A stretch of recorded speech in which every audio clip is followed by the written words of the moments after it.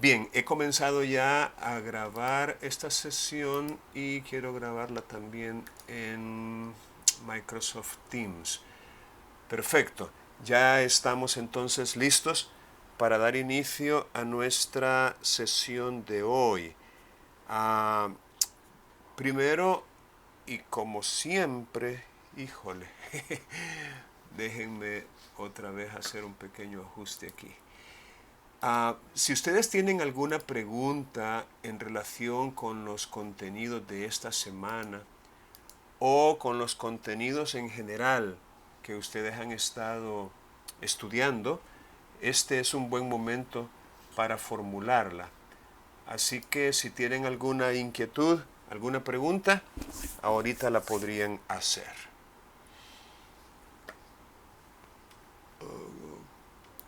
Vamos a ver. Bueno, recuerden que al no formular preguntas, pues yo asumo que en su proceso de aprendizaje todo está bien, que no tienen pues ninguna inquietud, ninguna duda y que más o menos están aprendiendo. Bien, vamos entonces a pasar revista a los contenidos que hemos publicado para la semana en la cual nos encontramos. Aquí pueden ver ustedes en pantalla lo que es la plataforma de Canvas y dentro de ella la asignatura de procesos especiales, civiles y mercantiles con el grupo B1, que efectivamente es el grupo con el que nos encontramos ahorita. Y estamos, quiero ver, en la semana del 7 al 13, en la semana 5. Ok. Cuyo tema para esta semana es la oposición del demandado. Es decir, tratando de encontrar respuesta a esta pregunta. ¿Cuáles son las posibles reacciones del demandado frente a la demanda? Entonces vamos a analizar la respuesta a esta pregunta. ¿Cuáles son, repito, las posibles reacciones del demandado frente a la demanda? Es de la mayor importancia que conozcas los motivos de oposición en el proceso ejecutivo, ya que esa es una de las posibles reacciones del demandado. Miren, en presencia de una demanda, cuando se le notifica al demandado en un proceso ejecutivo el decreto de embargo, lo cual equivale al emplazamiento, hemos aprendido que en ese escenario el demandado, pues obviamente, como parte de la notificación, como parte de lo que se le debe advertir al demandado en el acto del emplazamiento incluso, debe de alguna manera hacérsele ver de que se requiere que él se auxilie, digámoslo así, se apoye o se asesore con un abogado. Y ello en virtud de la postulación preceptiva que nosotros tenemos en nuestro proceso civil y mercantil. Entendamos que por regla general las personas no pueden, digamos, ir por sí mismas a apersonarse al proceso a menos que estuvieran autorizados para procurar o para ejercer la procuración, es decir, si fueran abogados. Pero si no lo fueran, necesariamente tienen que hacerse acompañar de uno. Entonces a ellos se les explica eso. Mire, usted tiene que, porque definitivamente la gente no sabe qué hacer, a menos que ya tenga experiencia previa, pero si es primera vez que se le da a conocer la existencia de una demanda en su contra y que se le pide que se apersone si así lo estima conveniente, entonces hay que explicarle que tiene que hacerlo con el asesoramiento de un abogado. Y que si no tiene recursos económicos para pagar a un abogado, que en ese caso puede ir a la Procuraduría General de la República, que antes se conocía como Procuraduría General de Pobres, porque esa institución nace precisamente para ayudar a personas de escasos recursos. Parece mentira y no deja de ser un poco chocante cuando vemos que la Procuraduría está representando en procesos civiles y mercantiles a personas que bien pueden pagar a un abogado. Es decir, personas que sí tienen recursos económicos suficientes y sin embargo, pues a mi juicio, en un quebrantamiento del espíritu de esta institución y probablemente de la ley que la regula, aunque de eso no estoy seguro, pero debería, si no fuera así, regularse de que solo se atienda a personas que no pueden pagar a un abogado y no a personas que lo pueden hacer.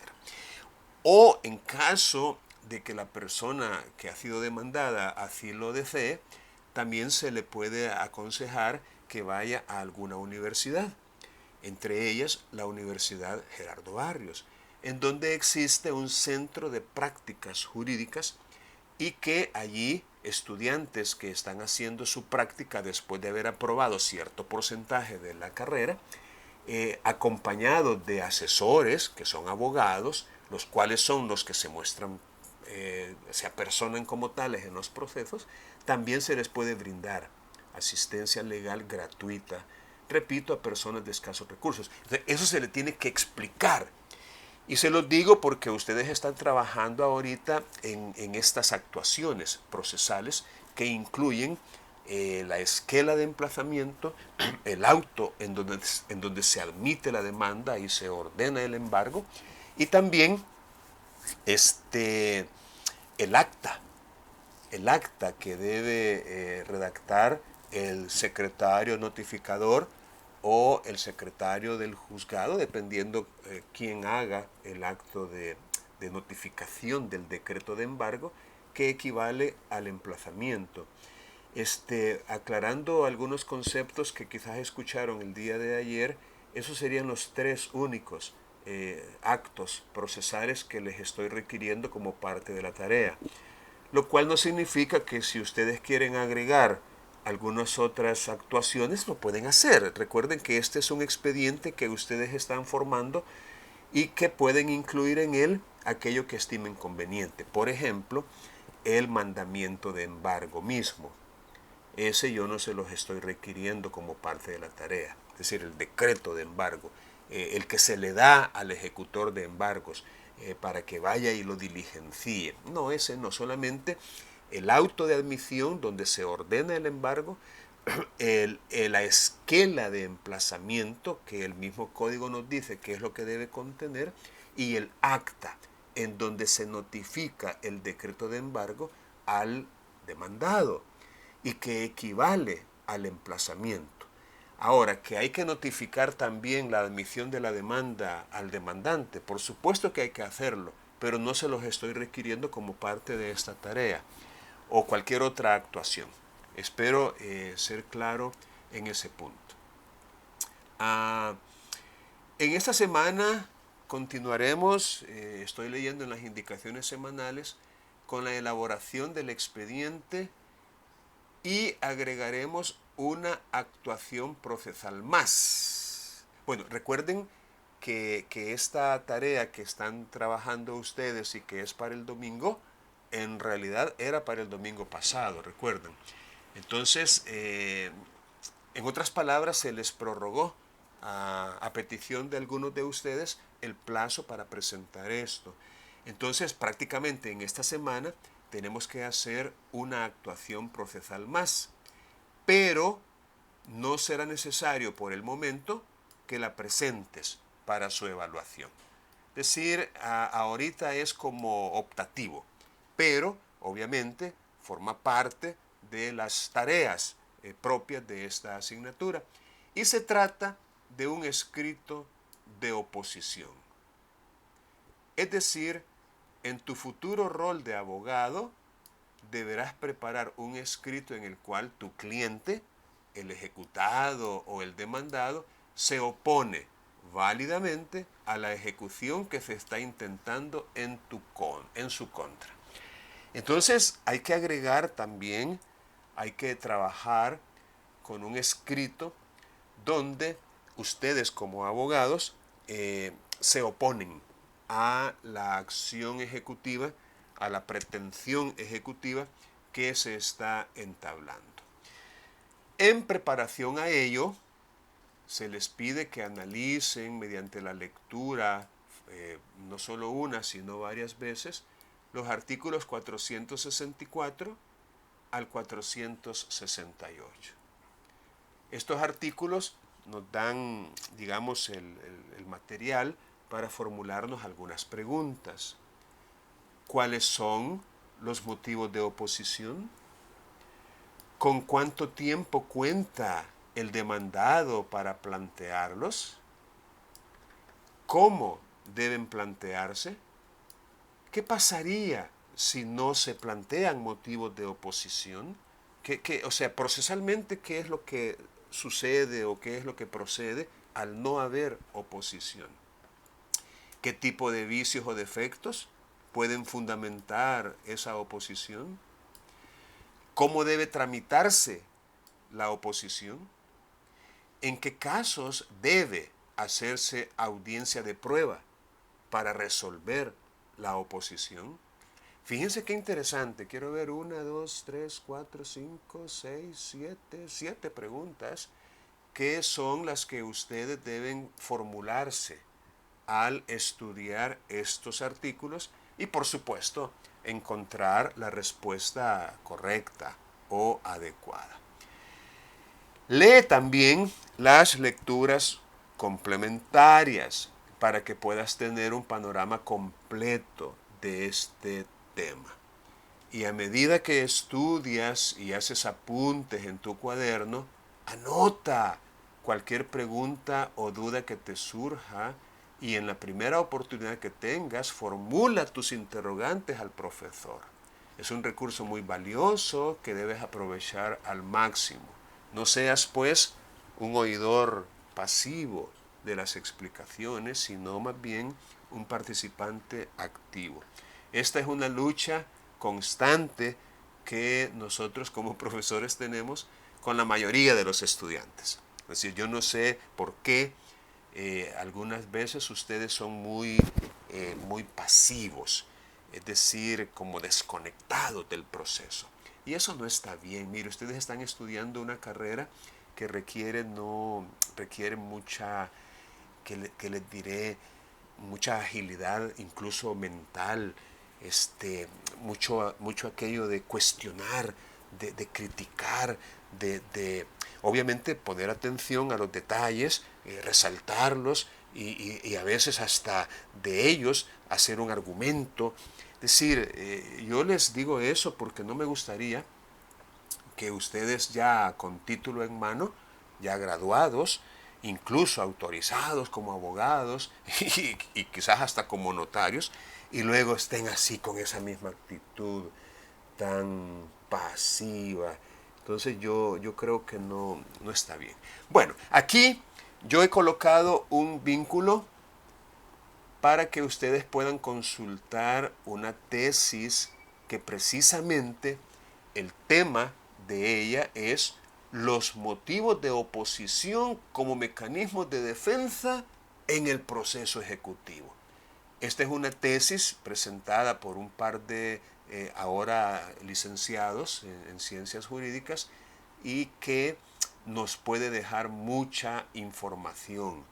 Imagínense generalidades de la oposición, antecedentes sociohistóricos, noción de oposición y sus elementos, definición de oposición, definición de excepción, distinción entre oposición y excepción, naturaleza jurídica de la oposición, características doctrinarias de la excepción.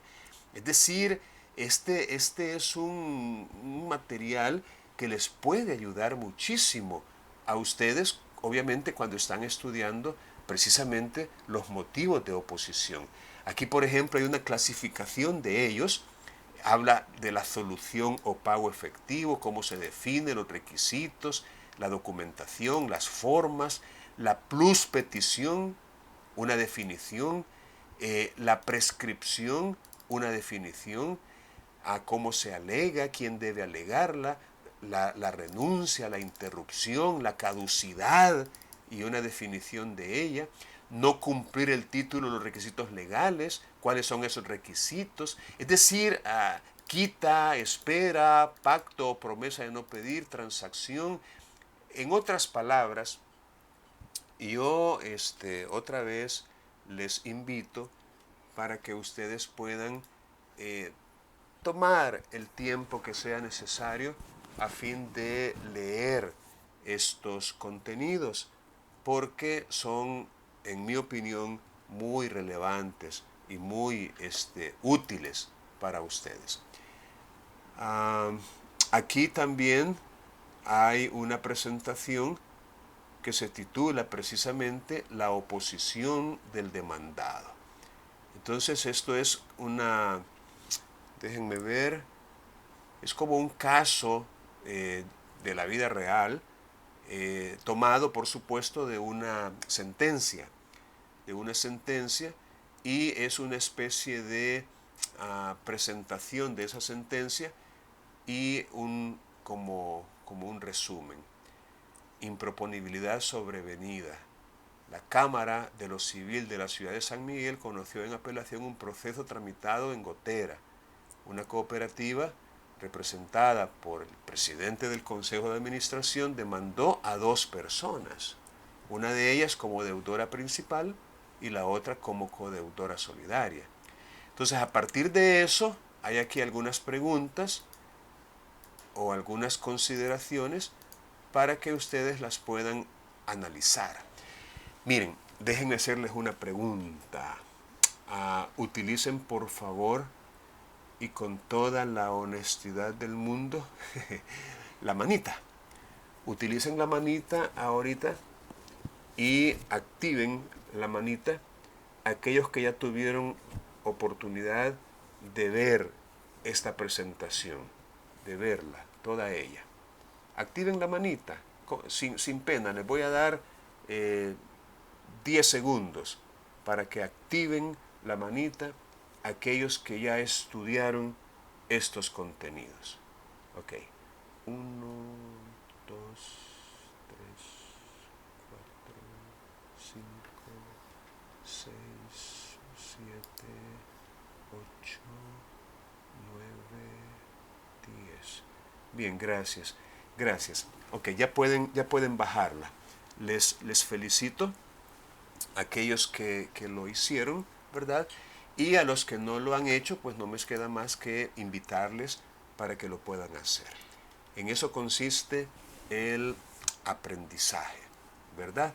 A medida que ustedes de su propia iniciativa, digamos, estudian algunos contenidos, algunos materiales. ¿Alguna pregunta en relación incluso con las explicaciones que compartió con ustedes Cristian el día de ayer? ¿Algo que les haya quedado duda? ¿Algo que no hayan en ese momento tal vez comprendido del todo y quieren que yo les pueda hacer alguna ampliación? A lo mejor yo pueda resolver alguna duda. Lick, yo no sé si me escucha. Le escucho, Elsa, dígame, por favor. Es que, tengo como que, no sé, una duda o quizás será confusión con respecto a lo de la esquela de emplazamiento. Okay. Es que yo bueno, las he conocido así como emplazamiento como tal, que obviamente es donde se agrega también todo lo de la demanda.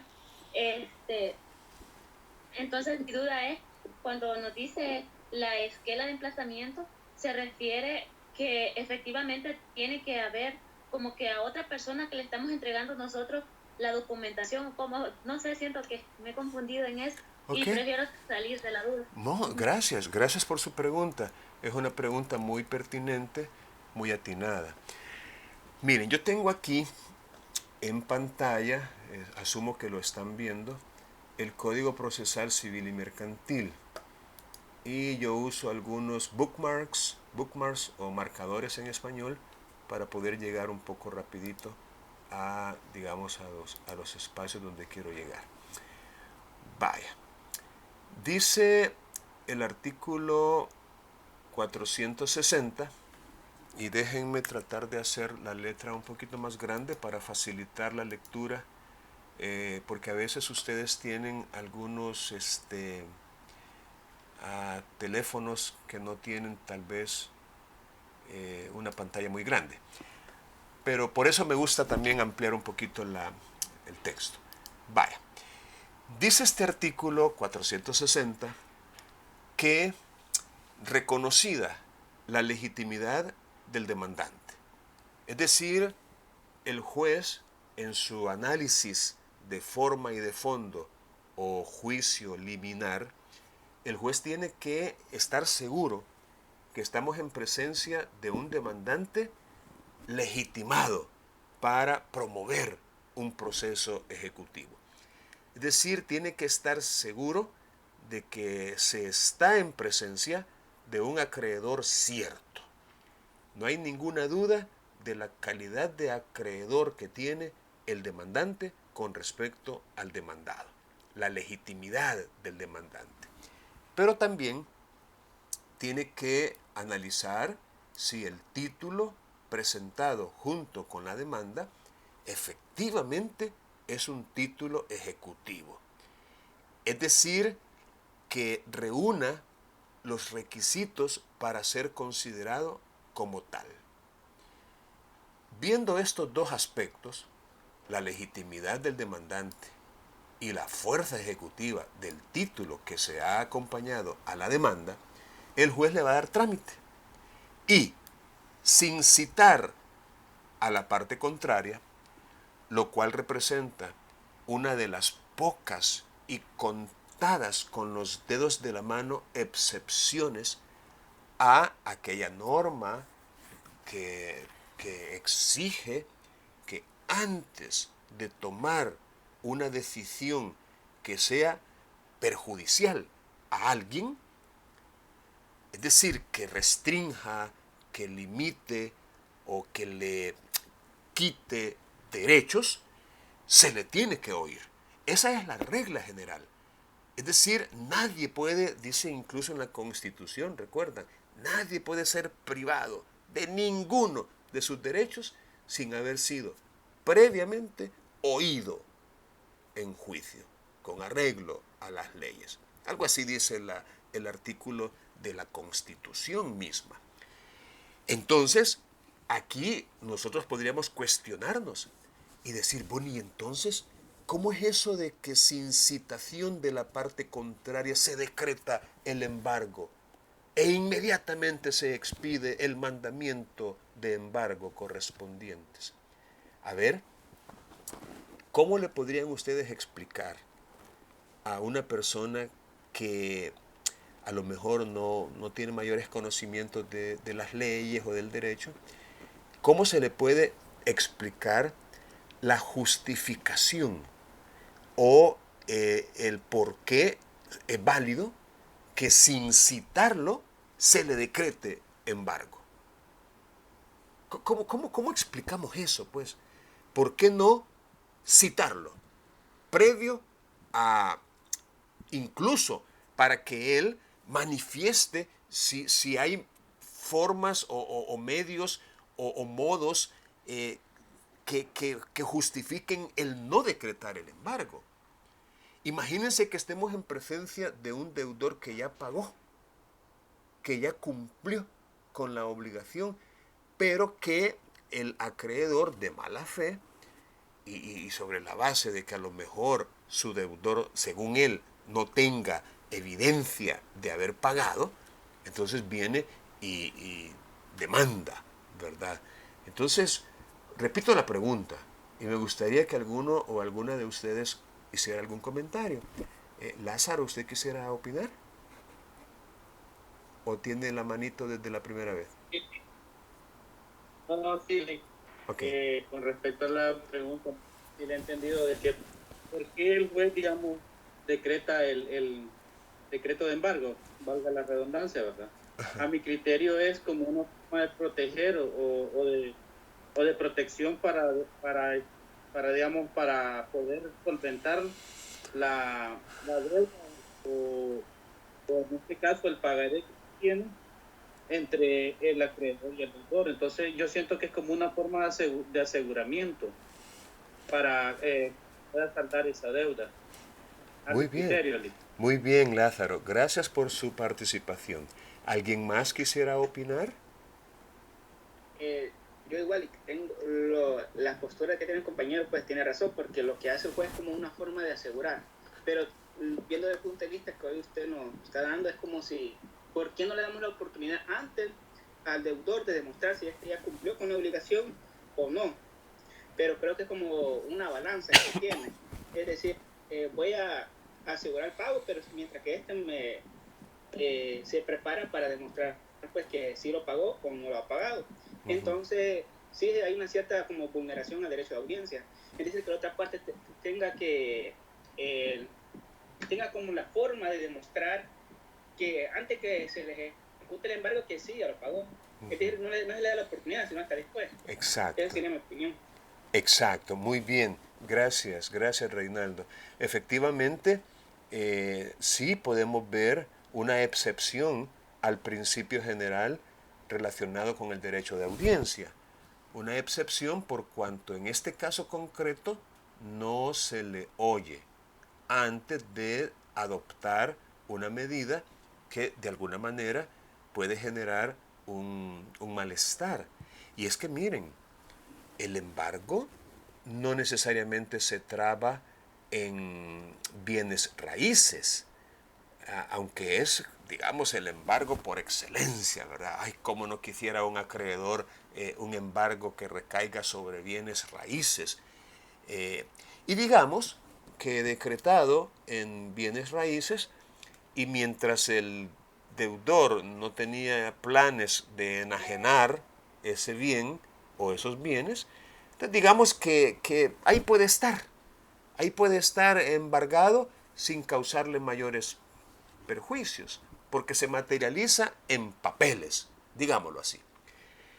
Pero ¿qué tal si ese deudor tenía en venta y bastante avanzada la negociación de ese bien? Y le había costado encontrar un adquirente, un comprador. Eso sucede muy seguido. No es tan fácil a veces vender un inmueble. Sí. Y de repente, ¡pah!, le cae el embargo y ya iban, digamos, el día que iban a cerrar el negocio después de tantos esfuerzos y el notario, muy precavido, no, vamos a ir a hacer un último chequeo al registro. Y van al registro, ¡pum!, embargado. Y le cuenta, ¿verdad?, a las partes contratantes, no, pues no vamos a poder. ¿Y eso por qué? No, pues porque ayer o hoy en la mañana cayó un embargo. Ahí sí ya tenemos un perjuicio, ya tenemos, y puede ser muy cuantioso el perjuicio. O el embargo también puede recaer en el salario. Eso sí, en el Código Procesal Civil y Mercantil, allá en la parte de la ejecución forzosa, en los artículos que están más adelante, allí hay una especie de tabla o de una especie de arancel, no sé cómo llamarle, pero donde le dice cuánto es lo que se puede embargar válidamente tratándose del salario de una persona. Y afortunadamente, con este Código Procesal Civil y Mercantil, se ha protegido dos salarios mínimos. Como quien dice de que si un deudor como salario tiene un salario mínimo, no se le puede embargar. Y tampoco se le puede embargar si ganara hasta dos salarios mínimos. Eso ha quedado protegido. Es como que el legislador ha dicho, no le podemos tocar, porque eso lo necesita para sobrevivir. Pero muchas personas, sus gastos de vida sobrepasan 2 salarios mínimos, y está bien porque ganan más que eso. Imagínense alguien que gane, por ejemplo, $1,500 al mes. Pero no, hombre, ese está pero esperando el cheque, porque aparte de los descuentos que le hacen, cabalito sale con sus gastos, con ese dinero. Ajá, y le cae un embargo, obviamente por encima de 2 salarios mínimos, que imagínense que anduvieran por 300 o 350, no sé cuánto es ahorita, pero imagínense que fueran 350, 700. Ok, 700 no se los van a tocar, o 600, dependiendo, 2 salarios mínimos no se los van a tocar. Pero por encima de eso, sí le van a embargar, claro, un porcentaje. Tampoco es que se lo van a embargar todo, el 100%, no, es un porcentaje, que es un porcentaje no tanto tampoco, pero ya le afecta, pues, ya le afecta. A eso es a lo que yo voy, el embargo ya le afecta. No podemos ver nosotros el embargo como algo, no importa, vos dale. No, tiene que ser muy bien fundamentado. Por eso aquí le da estos 2 parámetros, la legitimidad del demandante y la fuerza ejecutiva del título. Y lo otro que también necesitamos conocer es que el embargo puede recaer sobre bienes muebles, cosas pues que el deudor utiliza. Eso sí, también hay ciertos bienes muebles que no se pueden embargar. Por ejemplo, la cama muy bonita, muy preciosa, muy cara puede ser, pero es donde duerme el deudor y quizás con su esposa y qué sé yo. Es decir, ese no se le puede embargar. Tampoco, digamos, la ropa que usa, pues, imagínense que llegue un ejecutor de embargos y le diga, vaya, mira, ese pantalón está bonito, esa camisa se ve que es de marca, a ver, se los quita porque se los voy a embargar. No, tampoco, pues, la ropa. Ni los instrumentos que el trabajador utiliza para desempeñar su labor, ni sus libros, o sea, sus códigos, si usted los tiene en formato papel, no se los pueden embargar. Es decir, hay una lista de cosas que no se pueden embargar, ¿verdad? Pero aquellas cosas, aquellos bienes muebles que no estén en esa lista, esas sí las puede embargar. Entonces ya son cosas que se le quitan al deudor. Fíjense que el embargo también podría recaer en una empresa, es decir, en un negocio, en una empresa que está en marcha. Y en esos casos, el embargo se materializa nombrando a un interventor. Miren la palabra, escúchenla bien, interventor. Es decir, un externo, un extraño, claro, con conocimientos adecuados, que llega, interviene, de ahí su nombre, interventor, interviene y comienza a administrar. ¿Para qué? Para que la empresa continúe el desarrollo normal de sus actividades, la mayoría de las cuales son actividades productivas. Entonces no se desea que la empresa se rompa, se quiebre o deje de funcionar. No, todo lo contrario. Se desea que la empresa continúe, pero como reporta utilidades, reporta, claro, también hay egresos, pero hay ingresos, hay administración. Esa administración corre a cargo de un interventor. Entonces, eso también representa un perjuicio pues para el titular de esa empresa, para el dueño de ella, porque prácticamente la administración le es quitada. Entonces, con eso lo que les quiero decir es que no debemos ver el embargo como algo nimio, o sea, como algo carente de importancia o de relevancia, porque en verdad la tiene. Bueno, en esta parte de este artículo dice de que si el juez advierte que hay defectos procesales, él va a conceder 3 días para que se subsanen, pero si fueran insubsanables va a declarar la improponibilidad. el auto que admite la demanda y decreta embargo no es recurrible, pero posteriormente se puede presentar oposición.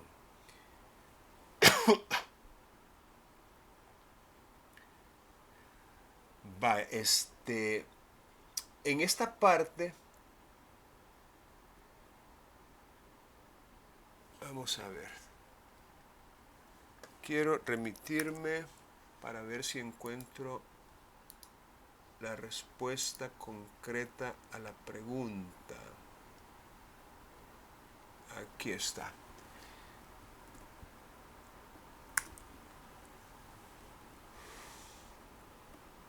Vaya, fíjense bien.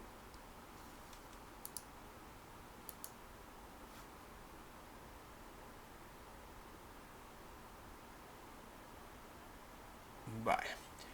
En el artículo 181 aparece que todo demandado debe ser debidamente informado de la admisión de una demanda en su contra, a fin de que pueda preparar la defensa de sus derechos e intereses legítimos. Y con respecto a la esquela de emplazamiento, el artículo 182 dice que en la misma resolución en que se admita la demanda, se ordenará el emplazamiento del demandado, el cual, o sea, el emplazamiento, se efectuará mediante esquela de emplazamiento. En el Código Procesal Civil y Mercantil comentado, el autor nos explica que antes de este código, o sea, en el Código de Procedimientos Civiles, la esquela no se utilizaba siempre. Es decir, la esquela como documento, como hoja de papel con texto impreso en ella, en esa hoja, repito, la esquela no se utilizaba siempre, sino solo cuando el emplazamiento no se había podido efectuar de manera personal. Como no se había podido efectuar de manera personal, entonces se dejaba una esquela de emplazamiento en manos de un tercero, es decir, de una persona distinta al demandado. Pero eso ha cambiado en nuestro actual Código Procesal Civil y Mercantil, porque este artículo 182 nos está aclarando que el emplazamiento del demandado se va a efectuar mediante esquela de emplazamiento y debemos entender que siempre se va a utilizar esta esquela, ya sea que el emplazamiento se haga de manera personal o ya sea que el emplazamiento se haga a través de otra persona diferente. Entonces, con eso espero haber dado respuesta a su inquietud en cuanto a la manera de realizar el emplazamiento.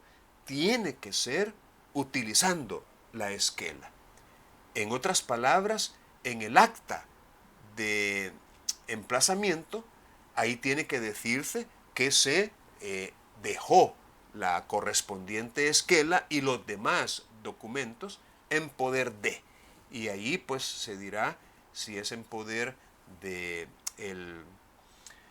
demandado mismo o de alguna persona, en tanto se cumplan con los parámetros que a ese efecto señala la ley. Miren, Cristian estuvo compartiendo con ustedes una referencia de una cámara en la presentación que él hizo, en la presentación de PowerPoint, había una referencia a una sentencia de cámara. Yo no sé cuántos de ustedes anotaron esa referencia, pero yo tuve a bien buscarla y ojalá que la encuentre. Aquí está.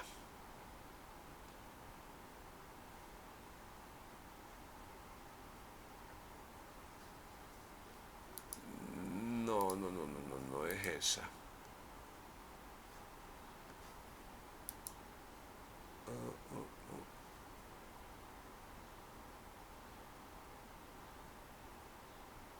Esta es.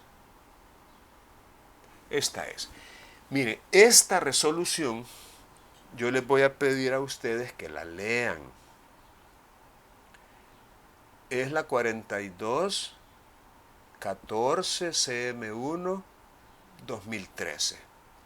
Entonces, por favorcito, lean esa resolución, porque hace referencia a un emplazamiento dentro de un proceso ejecutivo. Es pues de lo que ustedes están aprendiendo ahorita. Hace referencia, repito, a un emplazamiento dentro de un proceso ejecutivo. Entonces yo quiero, insisto, por favor, que la lean. Y también, si mal no recuerdo, ustedes ayer tenían una pregunta y yo creo que se la hicieron a Cristian. Ahorita a lo mejor ya ni se acuerdan, yo apenas me acuerdo también, pero tiene que ver con el artículo 462, que es el que yo tengo ahorita en pantalla. Vamos a ver si están, porque a veces ustedes solo se anotan y de ahí se van. Así que voy a ver si puedo cachar alguno aquí. Karen Rebeca García Portillo, ayúdeme a leer el artículo 462 que tengo allí en pantalla. No sé si puede ser un poquito más a la derecha, porque solo se ve una parte. Déjeme ver cómo lo puedo mejorar. Mire, ¿no será que usted podría veamos que ella lo intente? A lo mejor haya algo que usted deba hacer. Ahorita voy a sacar el código, Lick. Bueno. No, lo digo porque me interesa que todos tengan, digamos, la misma manera de ver la presentación. Porque honestamente yo sí la puedo ver bien. Y según lo que veo yo aquí en Teams, pues también aparece bien. Entonces quizás usted tenga que mover quizás usted la pantalla hacia el lado que deba. Pero bueno, 462. Ok, dice el emplazamiento. La notificación del decreto de embargo equivale al emplazamiento para que el deudor comparezca a estar a derecho y pueda contestar la demanda en el plazo de 10 días. Al hacerlo, podrá formular su oposición por los motivos señalados en este artículo. En este título. Muy bien, gracias. Vamos a ver si estuvieron ayer ustedes en la exposición de Cristian. ¿De qué era la pregunta que le hicieron a Cristian?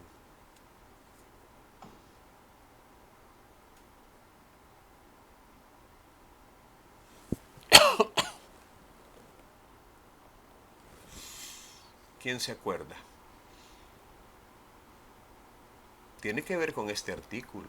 Ya les di una pista muy eficaz para poder recordar. Sí, yo creo que acerca de que si quién, pues cómo era cuando ya, o que si cuando no recibían el emplazamiento, qué es lo que hacían, porque él estaba hablando de que él, como me acuerdo que él decía el ejemplo de que él como notificador, qué es lo que haría. Vaya. ¿Alguien más que desee dar su opinión?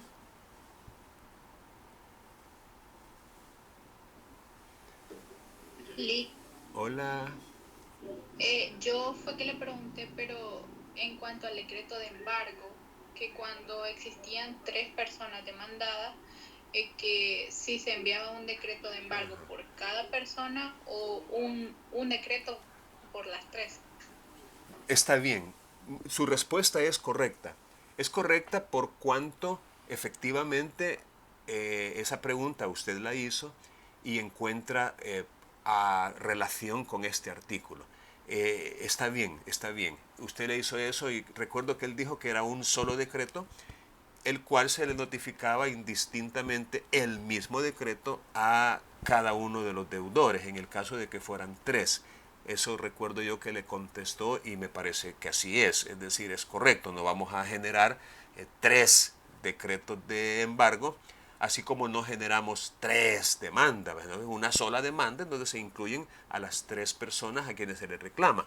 Entonces, en ese sentido, me parece que está bien. Porque el decreto de embargo no es como algo específico. En el decreto de embargo no se le está diciendo vaya y embargue tal y tal y tal y tal cosas, sino vaya y embargue bienes y asegúrese que esos bienes sean propios del deudor. Pero no importa cuáles bienes en tanto sean embargables. Es decir, puede ser cualquier bien mientras sea embargable. Pero no le dicen así específicamente, sino que lo mandan a buscar al ejecutor. Vaya y embargue. Nomás asegúrese que sean bienes del deudor. Entonces él puede ir a una casa, por ejemplo, y decir, mira, aquí viene que su esposo y otros dos más, pero esos no me interesan. Me interesa su esposo ahorita. Así que vamos a ver una pon y recoger cosas. De ese va para el registro con el mismo mandamiento, con el mismo decreto. Y en el registro encuentra un bien a favor de uno de los tres, ok, pum, lo voy a embargar y lo embarga a nivel de registro. El otro, el salario, este gana como 1.200, ok, ahí podemos embargar el salario. El mismo decreto se materializa en las tres o cuatro o más personas que puedan tener la calidad de deudores, pero el decreto es el mismo.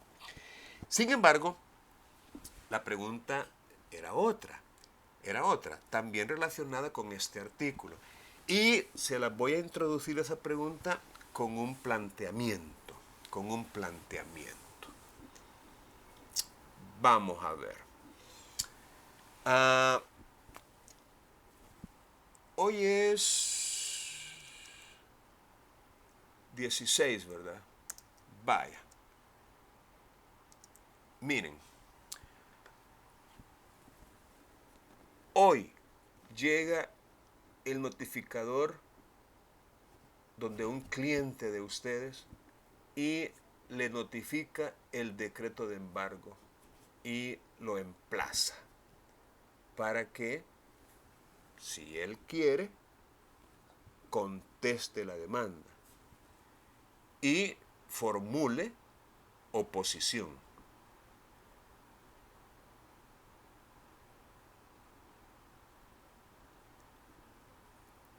La pregunta que yo les hago sería la siguiente. Si la notificación se hizo hoy, 16 de febrero, ¿hasta qué día exacto, hasta cuándo tiene el deudor para presentar oposición? Ahí pueden auxiliarse del 462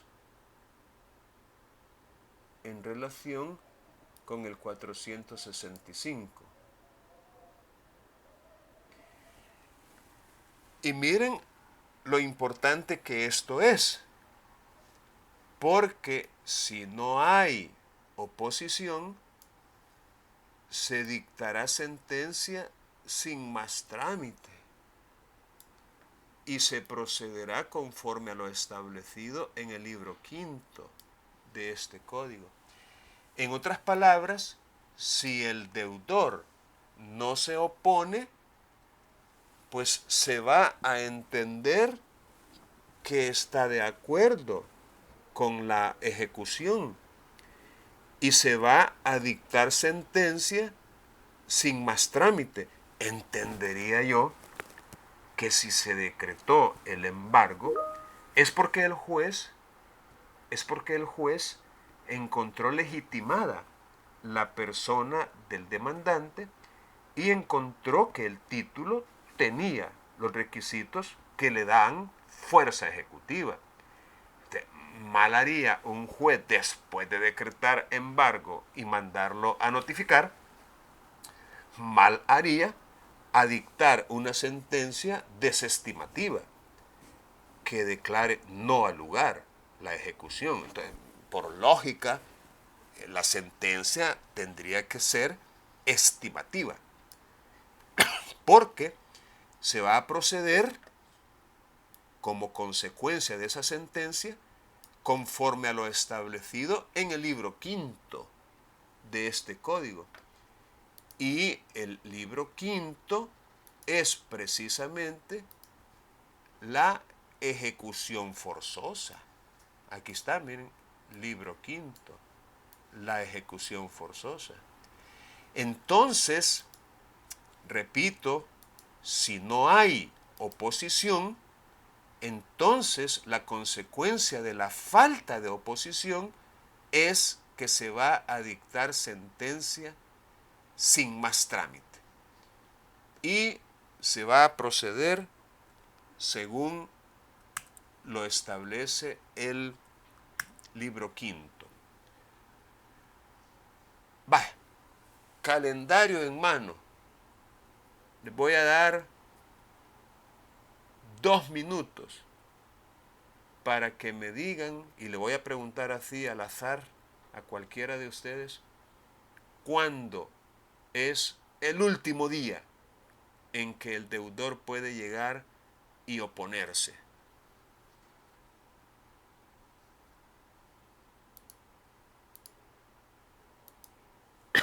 Si no me equivoco, el 28. Vaya, ok. Ya tenemos una primera respuesta. Vamos a ver si sus compañeros coinciden con usted o si ellos discrepan. Gracias. Sí, pero depende si son hábiles o son corridos, porque ahí se dice 10 días contados.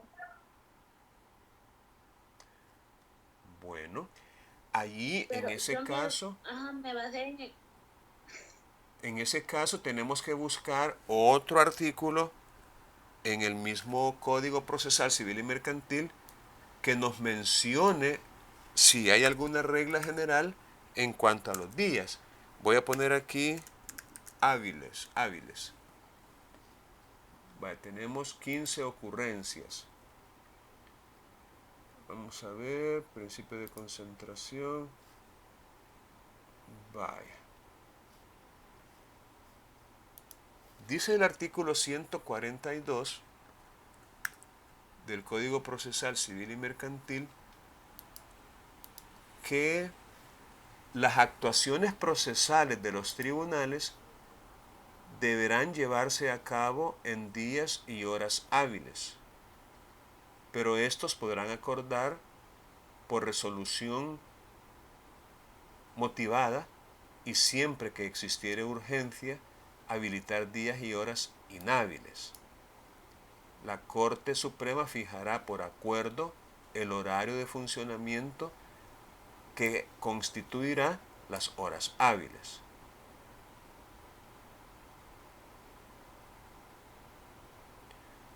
Miren qué interesante esto. Qué interesante esto. El 144. Cuando se comunicare a una parte que debe realizar un acto procesal, se indicará en la resolución el plazo legalmente previsto para llevar a cabo aquel. Y de ser posible, se especificará el día de su vencimiento, así como las consecuencias de la omisión o retraso en la realización del acto. Miren, ¿ustedes creen que esto es aplicable al acta que están elaborando? Yo diría que sí. Es decir, tendrían que incluir ustedes en el acta esta parte, porque recuerden, la notificación del decreto de embargo equivale al emplazamiento en el proceso ejecutivo. Y si equivale al emplazamiento, quiere decir que le está dando un plazo. Y si le está dando un plazo, tiene que indicarlo.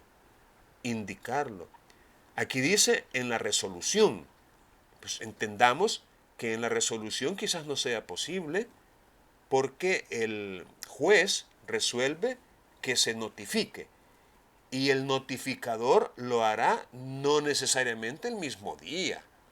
Eso va a depender del trabajo, de la carga de trabajo que él pueda tener. Pero aquí el punto es que hay que indicar el plazo legalmente previsto para contestar la demanda y presentar oposición y, de ser posible, el día de su vencimiento. Es lo que les estoy pidiendo yo ahorita a ustedes, que me especifiquen el día en que vencería ese plazo para contestar la demanda y para plantear oposición si la notificación se hiciera un 16 de febrero. Ahora, yo voy a miren aquí. Rick, Hola. yo entendería que, vaya, estaríamos hablando que son 10 días hábiles. Supongamos que le llegue el día de ahora y teniendo entendido que febrero trae hasta el 28, según mis cuentas, los 10 días los tendría hasta el 2 de marzo, al 2 de marzo. Vaya, ya tenemos una segunda respuesta y yo creo que ya pasaron los 2 minutos. Vamos a ver si encontramos consenso en los compañeros, porque miren aquí lo que dice el 145. Los plazos establecidos para las partes comenzarán para cada una de ellas el día siguiente al de la respectiva notificación, salvo que, por disposición legal o por la naturaleza de la actividad que haya de cumplirse, tengan el carácter de comunes, en cuyo caso aquellos comenzarán a correr el día siguiente al de la última notificación. Y aquí viene la respuesta a la pregunta que usted hacía. En los plazos fijados en días, solo se contarán los hábiles. Entonces, como son 10 días, es un plazo fijado en días y por ende solo se van a contar los hábiles. No se cuentan los días inhábiles, es decir, aquellos días en que no se trabaja en los tribunales. Por ejemplo, una institución podrá trabajar los sábados y algunos los domingos, pero los tribunales no. Entonces, sábados y domingos no cuentan, no son hábiles. Y tampoco cuentan los feriados. A veces en los municipios, según las fiestas patronales, a veces hay feriados que no son comunes en todo el país, sino solamente en ese municipio. Por ejemplo, en San Salvador en agosto, aquí en San Miguel en noviembre, en Santa Ana las fiestas julias, creo que es en julio, y así pues cada pueblo tiene su propia fecha en donde por decreto se declara feriado y por ende vacación remunerada y no hábil ciertos días en esos meses, hay que tomarlo en cuenta. Entonces ya sabemos que los plazos tienen que ser días hábiles y también sabemos... Lick, entonces... Le escucho. Ajá, entonces, en base a lo que nos estaba leyendo, yo ya no opto por esa fecha. Se me había olvidado de que, bueno, no recuerdo si es en materia administrativa que se empieza a contar desde el momento en que se notifica, pero en materia civil es hasta el día siguiente. A veces se me olvida con eso de los plazos en las áreas, perdón. Okay. Pero, ajá, y contando lo de los días feriados también, entonces sería como el 3 más o menos del otro mes. Mire, ese más o menos se lo voy a objetar, ¿verdad? No podemos válidamente manejarlo, ¿verdad? Es decir, necesitamos tener seguridad en ello porque las consecuencias podrían ser muy graves si nos equivocáramos, ¿verdad? Entonces no, tenemos que definirlo. Miren, aquí hay mucha tela que cortar en el 145, porque es una regla general. Es una regla general. Los plazos establecidos comenzarán obviamente a contarse el día siguiente al de la respectiva notificación. Pero como es una regla general, admite excepciones, salvo que por disposición legal.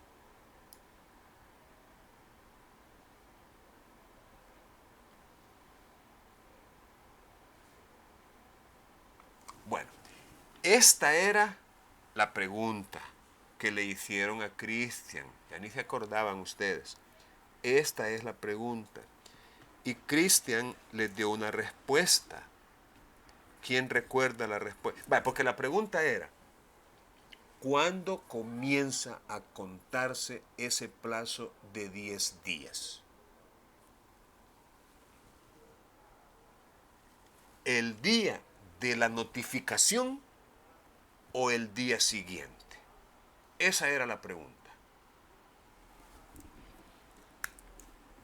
¿Quién recuerda la respuesta?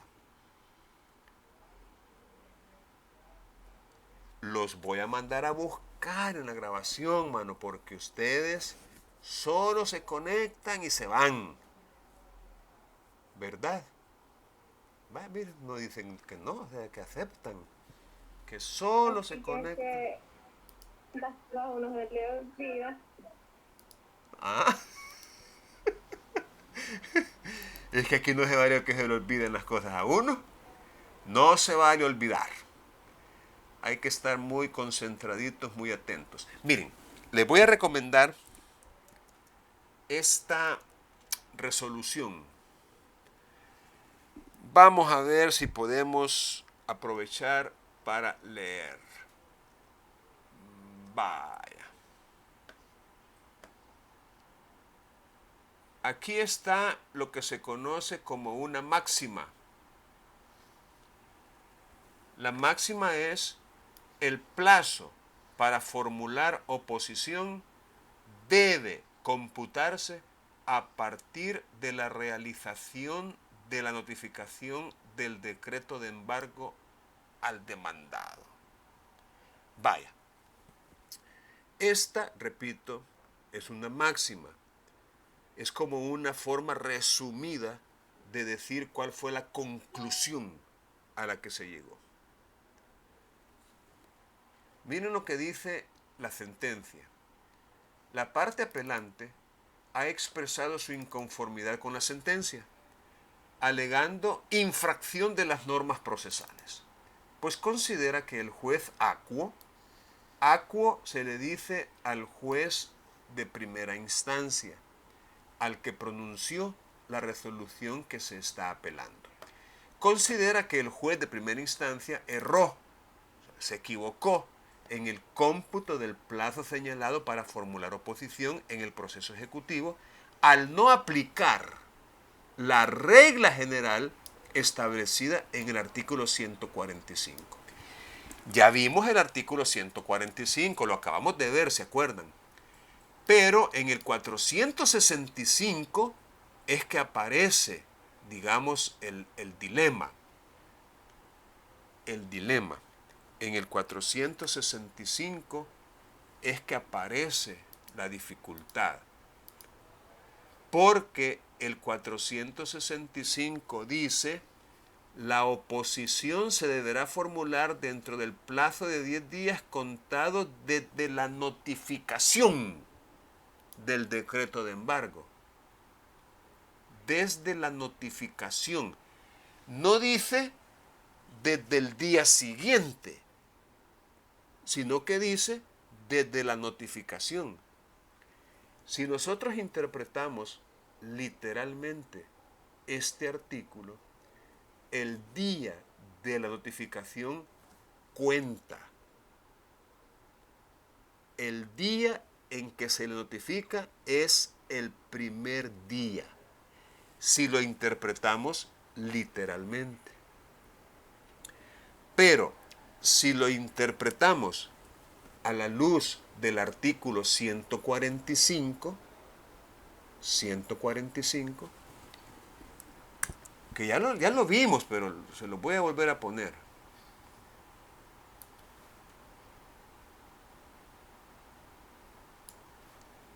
Repito, si lo interpretamos a la luz del artículo 145, el plazo debería comenzar, o debería entenderse que comienza, al día siguiente. Los plazos comenzarán para cada una de ellas el día siguiente al de la respectiva notificación. El día siguiente. Entonces, aquí tenemos pues ese dilema entre lo que dice el 145 y lo que dice el 465. Una aparente contradicción. Porque aquí dice desde la notificación del decreto de embargo. Como quien dice, ese día cuenta. Entonces nos interesa ver qué opina, qué resolvió la Cámara.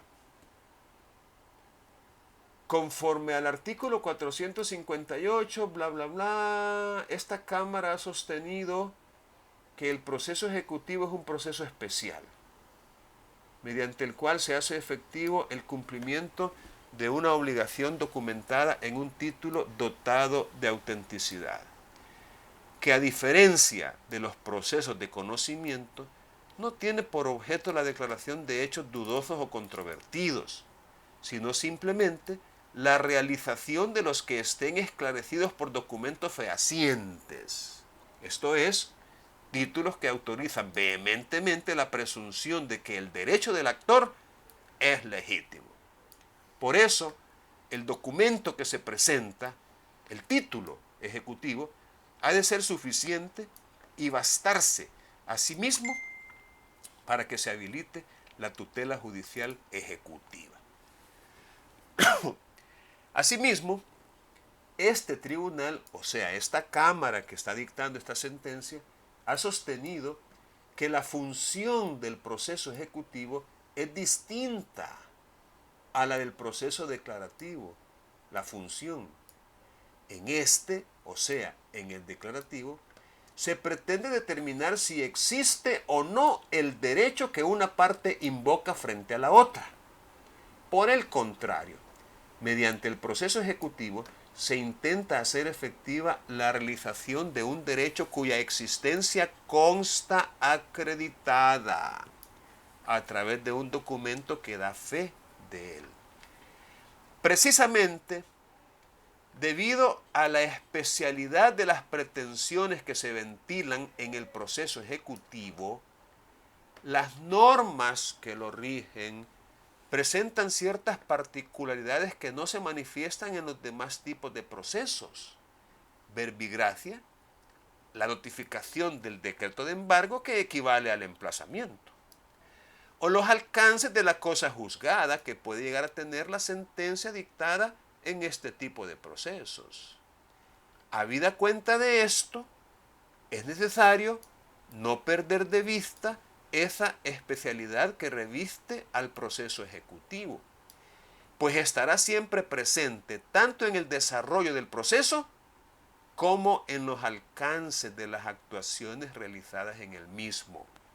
Así pues, una de las notas distintivas de esta es la forma en que ha sido estructurado el proceso, pues lo que se pretende es la celeridad en la tramitación del mismo, debido a la naturaleza de las pretensiones. Esta celeridad se ve reflejada tanto en las pocas etapas procesales que han de desarrollarse en el mismo, como en los plazos procesales conferidos a las partes, para efecto de llevar a cabo la actividad procesal propia de ellas.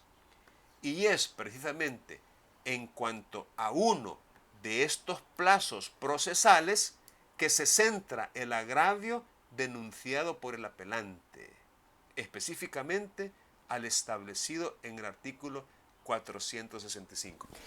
Vamos a ver si ustedes tienen la intuición suficiente como para captar qué va a resolver la Cámara en este caso. Según lo que ya leí, según lo que ya anticiparon, ¿qué van a resolver?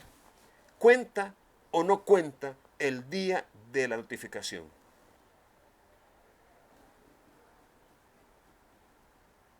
Sí, cuenta. ¿Alguien más? Igual sí. Desde mi punto de vista y en base a lo que nos ha leído, sí.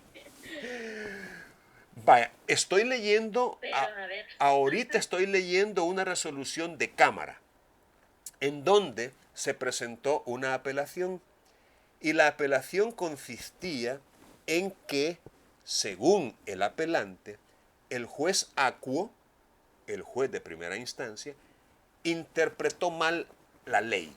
Se equivocó al computar el plazo conferido al demandado para plantear la oposición. El juez acuo entendió que el día de la notificación cuenta y por eso lo tomó en cuenta. Pero el abogado dice que aplicando el 145, ese día no debería contar, sino empezar el plazo a partir del día siguiente. Miren, no he terminado de leer la resolución de la Cámara, pero esos argumentos que ya introdujeron ellos, a mí en lo personal, no me parecen suficientes como para validar ese criterio. O sea, yo en lo personal coincido con la respuesta que les dio Cristian, pero ustedes ni se acuerdan de la respuesta que Cristian les dio. Yo en lo personal considero que debe aplicarse el 145 y entender que el propio día de la notificación no cuenta, sino que tiene que ser a partir del siguiente día.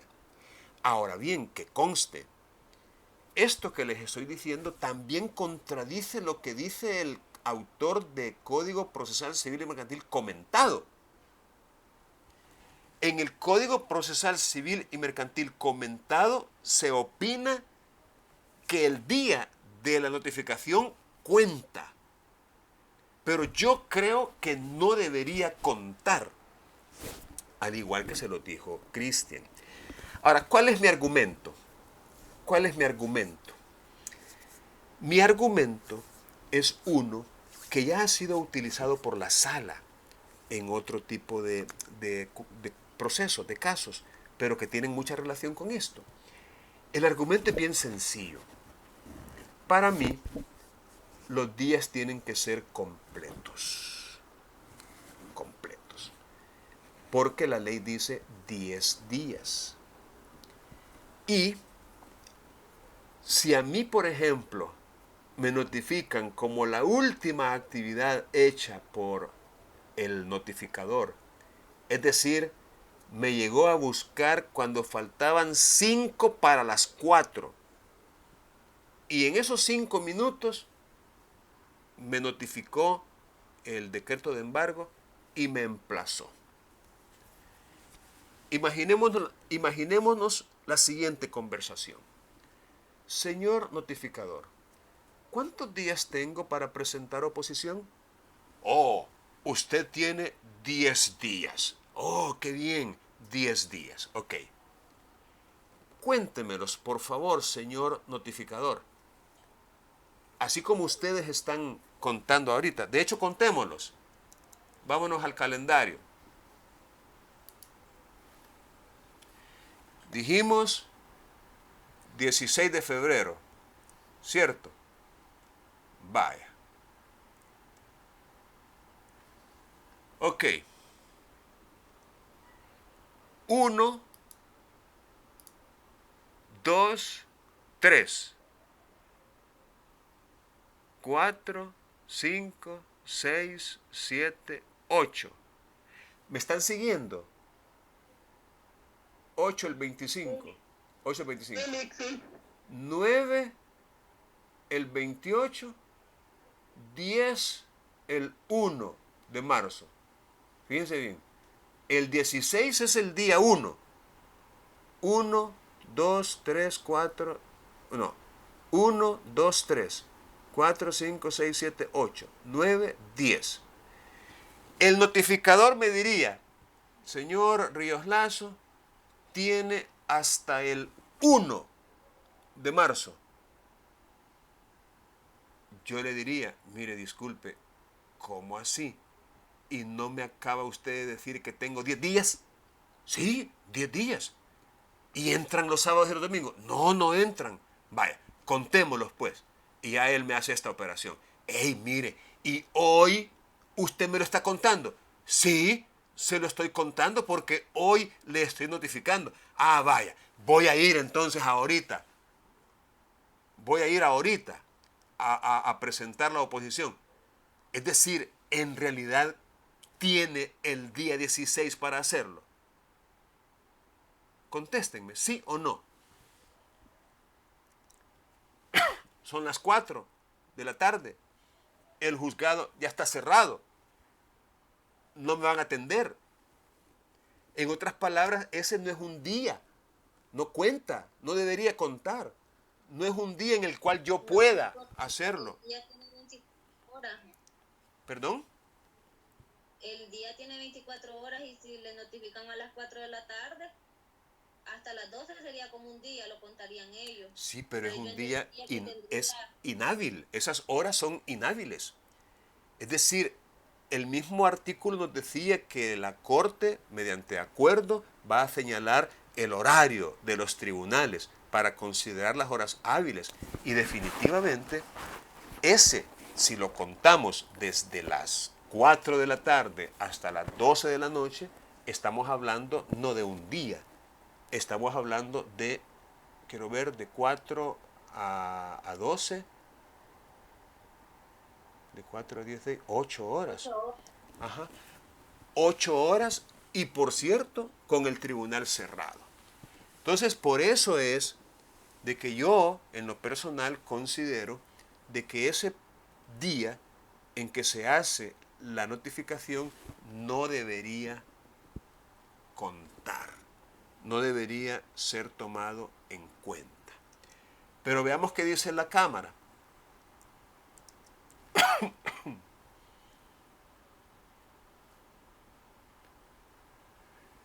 De acuerdo a la tesis del abogado apelante, el plazo de 10 días conferidos al demandado en el citado artículo debe de empezar a computar a partir del día siguiente al de la realización de la notificación del decreto de embargo, pues este plazo debe de armonizarse en atención a la regla establecida en el 145, que prescribe cómo han de computarse los plazos procesales.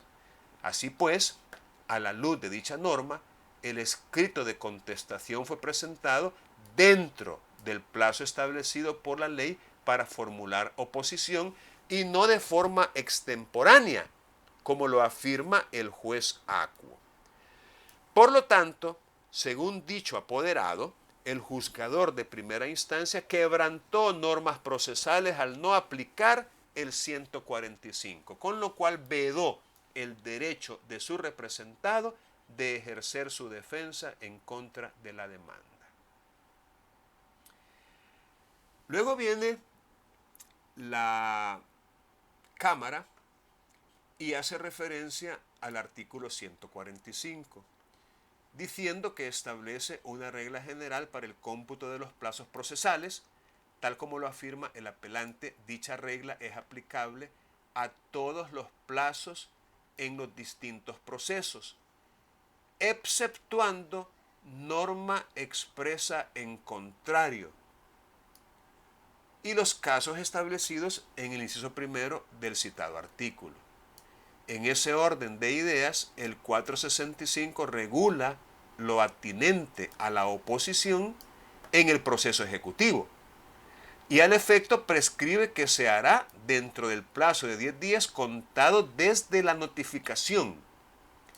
De la lectura de dicha norma se advierte que ésta constituye una excepción a la regla del 145 en lo relativo a la forma de computar el plazo, pues como se observa, el cómputo inicia desde el día en que se lleva a cabo el acto de comunicación y no a partir del día siguiente. Por consiguiente, el plazo debe de computarse a partir de la realización de la notificación del decreto de embargo, pues precisamente este es el tenor literal de la norma, tal como lo ha sostenido esta Cámara en precedentes anteriores. Y pone un ejemplo. Miren, simple y sencillamente, yo no estoy de acuerdo con este criterio, así sea reiterado en varias ocasiones anteriores por la Cámara. No estoy de acuerdo, no me persuaden sus argumentaciones, no me convencen. Creo respetuosamente que están equivocados. Pero bueno, obviamente esa es mi opinión, la opinión de Cristian, y quizás alguien más la pueda compartir. Pero mientras no haya, digamos, una resolución de más peso, como podría ser de la sala, ya sea de lo civil o de lo constitucional, que de alguna manera contradiga este criterio, pues el riesgo siempre va a existir. Y lo más probable es que este criterio de la Cámara tenga más peso que el mío y sea más compartido por los jueces.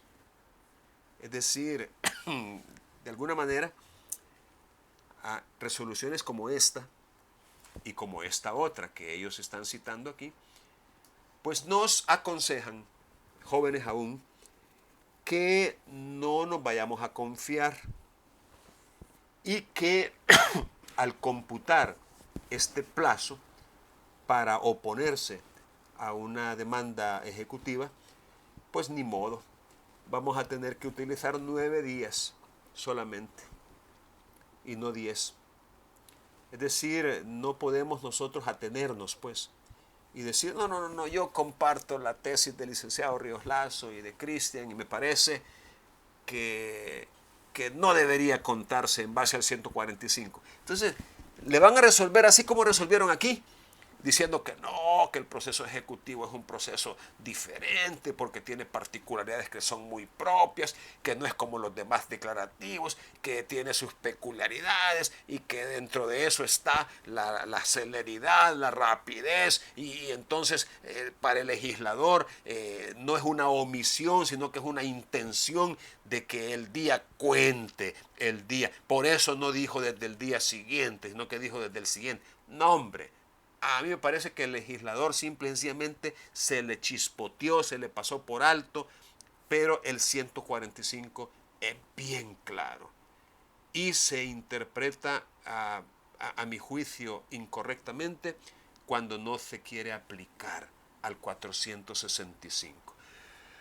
Bueno, jóvenes, aún lamentablemente tenemos que terminar porque no sé si ustedes, pero yo también tengo una actividad a las 12:40 y como han de saber, pues ya hay, digamos, tiempo. ¿Alguna pregunta que tengan en relación con lo que hemos comentado? Solo le aclarar que entonces serían 9 días de plazo y no 10 porque cuentan el día con el que se entrega la notificación. Yo así lo veo, humildemente yo así lo veo. Como que en realidad, si contamos el día, no son 10, son 9. Pero bueno, digamos que 10 porque el día también cuenta, el día de la notificación. A mí me parece que no está bien esa forma de interpretarlo, así literal, desde la notificación. Para mí hay que integrarlo con el 145 y entender que ese día no debería contar. Pero como en el criterio de la Cámara y a lo mejor en el criterio de los jueces con los que usted se encuentre, hay que contarlo, no se atenga, no corra riesgos innecesarios. Simple y sencillamente, si se va a oponer, opóngase tomando en cuenta el día de la notificación. No porque usted esté de acuerdo, sino por seguridad. Es decir, para no toparse con que una cámara o un juez le diga, sin lugar la oposición por extemporánea, díctase sentencia y procédase a la ejecución. ¿Para qué correr esos riesgos? Es mejor utilizar, digamos, 9 días. O sea, el de la notificación y 9 más. Ok, vamos entonces a tomarles la asistencia, a ver si ya regresaron, ya están por aquí. Conocemos todos el procedimiento. Hoy es 16. Aquí están. Vaya, voy a dejar de grabar ahorita, antes que